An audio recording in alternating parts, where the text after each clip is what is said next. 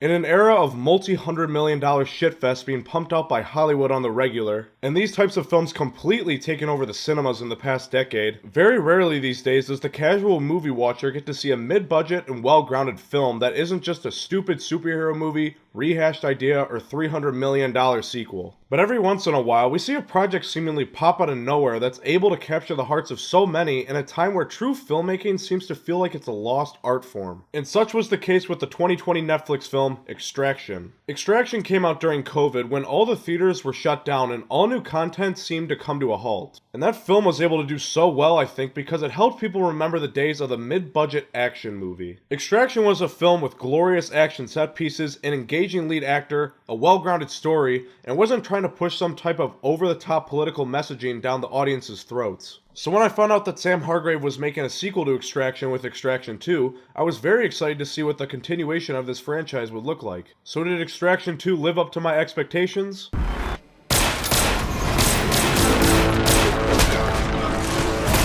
Oh yes. Yes it did. Extraction 2 feels like they managed to slightly improve on the first film in almost every way. Chris Hemsworth gives another fantastic performance in this film, and I actually think that his character was even more engaging in this go-around. Because this time, we've had a lot of time to get to know Tyler as a character, and the script gives him more emotional weight in this one than what was written for him in the first. The biggest takeaway from the first Extraction had to be the extremely entertaining and violently realistic action. But somehow in this film, they managed to improve on it. The sound design is top of the line, the cinematography and choreography was incredible, and the 21-minute escape scene that was filmed to look like as if there was no cuts was one of the most technically impressive pieces of filmmaking I've seen in a while. I think that Extraction 2 succeeds because it knows exactly what's expected of it. It's a sequel to a big action movie, and delivers on being exactly that while also being different enough from the first to be able to stand on its own. The first film was pretty much just one ongoing escape scene for the entire movie, but for this one they decided to divide the story more so into 3 big action set pieces. I didn't necessarily like this story decision more or not like it as much compared to the first one, but I think it was objectively a smart decision on the writer's part because that way, as I said before, it helps Extraction 2 differentiate itself instead of just feeling like a copy of the first one. I also think that this film was stronger in the emotional storytelling department than the first one was. In the first Extraction, I think the writers did a good job in getting us to care about the main 2 characters, Tyler and Ovi. And while I didn't connect as much with the kid character in this film, mainly because I don't think the acting was quite as good, I do think that his character was a little more interesting. This whole film kind of revolves around him struggling to come to the decision of whether he wants to be saved or run back into the life of his father and uncle's crime syndicate. His decisions bear a lot of weight on the story, and it made the whole extraction process feel more multi-dimensional. As I stated before, Chris Hemsworth gives just as good as a performance as he did in the first. I greatly enjoy seeing Chris Hemsworth play these more serious roles. Compared to what Thor has become in the MCU, which is definitely his most famous role, it's refreshing to see him in these types of movies because it really shows off his underrated acting ability. And once again, this film's biggest takeaway most certainly has to be the action set pieces. As I said before, this film is divided into 3 long action scenes. The second 2 are very good, but the first one is absolutely brilliant. The 21-minute shot with no visible cuts is absolutely glorious to watch, and truly makes you respect the amount of work into making the action scenes the best and most realistic that they could be. And the hard work pays off. When you're comparing Extraction 2 to a lot of the CGI action garbage these days that often just doesn't even look that good,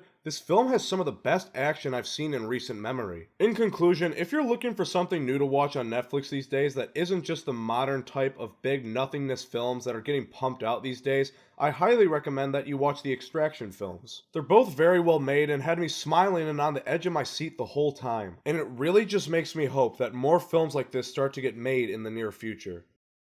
If you enjoyed this video, make sure to leave a like, subscribe, and turn on notifications so you'll be notified when I post my next video. But anyways, that's all I got for today, guys. I'll see you next time.